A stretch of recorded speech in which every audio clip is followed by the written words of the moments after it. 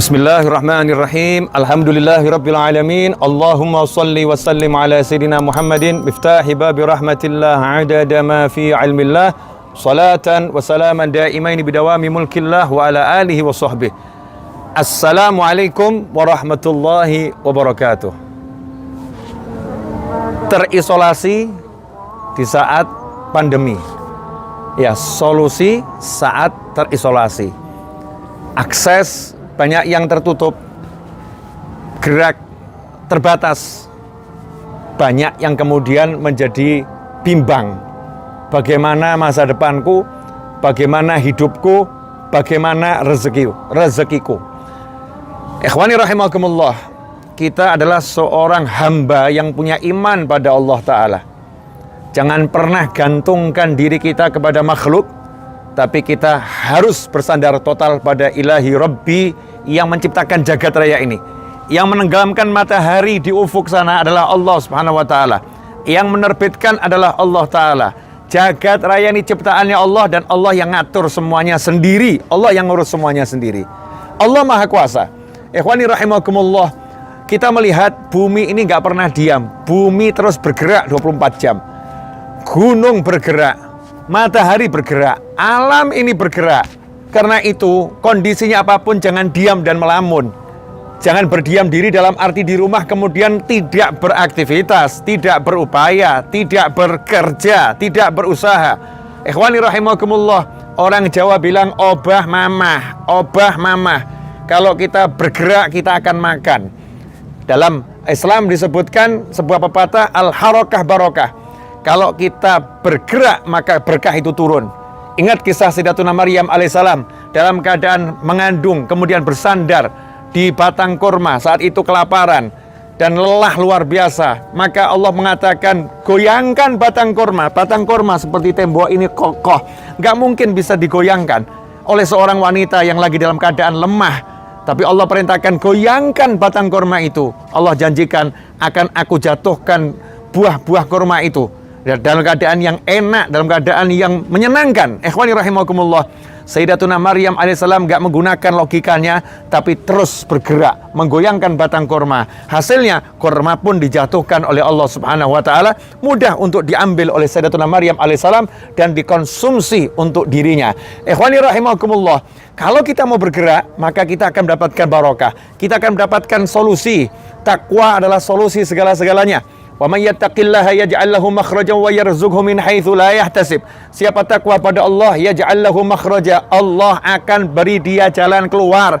Allah akan beri dia solusi. Kalau kita takwa sama Allah. Kemudian wa yarzuqhu min haitsu la yahtasib.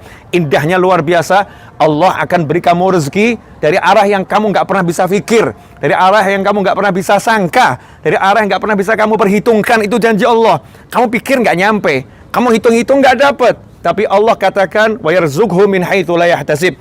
Allah beri dia rezeki dari arah yang nggak pernah bisa dia sangka. Ikhwani rahimakumullah, belajar dari kisah Nabi Ibrahim alaihissalam dan putranya Nabi Ismail alaihissalam dan istri beliau. Bagaimana ketika Nabi Ismail ditinggalkan bersama ibunya oleh Nabi Ibrahim alaihissalam di suatu lembah yang gak ada kehidupan, gak ada manusia, gak ada pepohonan, gak ada dedaunan, gak ada air. Hewan pun enggan untuk singgah ke sana. Manusia gak ada yang mampir ke situ. Allah letakkan dua hamba yang Allah cintai ini di lembah yang gak ada siapa-siapa, terisolasi, gak boleh keluar, gak ada kesempatan untuk mendapatkan pertolongan dari luar, gak ada. Ikhwani rahimakumullah, tetapi hatinya bergantung pada Allah Subhanahu wa Ta'ala.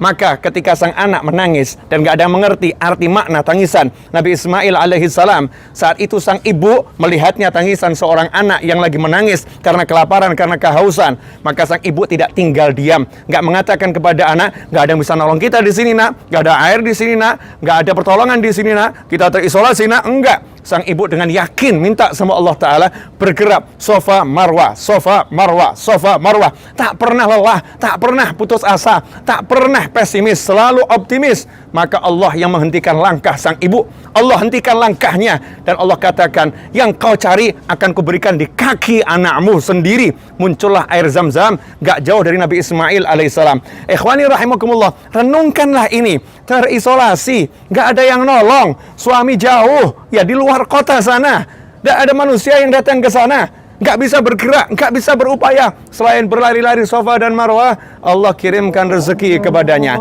Maka insya Allah, kalau kita mau betul-betul bertakwa, melaksanakan perintah Allah, menjauhi larangan Allah, perbaiki sholat kita, perbaiki qiraatul Quran kita, silaturahim kita, bekti kita pada orang tua, maka kita akan mendapatkan solusi apapun masalahnya. Apapun masalahnya, yaj'al lahu makhraja. Allah yang ngurus jagat raya ini yang akan mensolusikannya. Wa yarzuqhu min haitsu la yahtasib, dan Allah berikan rezeki dari arah yang gak pernah bisa diduga.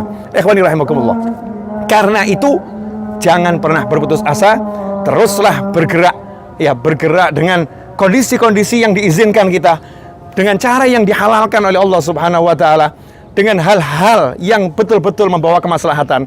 Maka upaya kita sekecil apapun, seperti semut di zaman Nabi Sulaiman alaihissalam, semut di atas lembah, Nabi Sulaiman di bawah. Maka semut itu berkata kepada kaumnya, silahkan kembali kalian masuk ke dalam bumi, jangan diinjak-injak oleh Nabi Sulaiman dan bala tentaranya.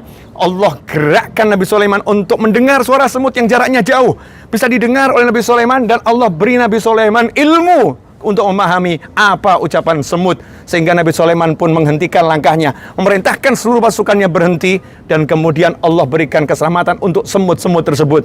Kita sama semut, mana yang lebih mulia? Maka berteriaklah kepada Allah Ta'ala, panggillah Allah Ta'ala dengan sholat, dengan zikir, dengan sholawat, dengan istighfar. Jauhkan diri dari kemaksiatan, taatlah pada Allah Ta'ala, dan jangan lupa orang tua serta sholat. Itulah dua kunci utama untuk menyelamatkan kehidupan dunia dan akhirah. Semoga berkah manfaat. Kurang lebih mohon maaf. Wassalamualaikum warahmatullahi wabarakatuh.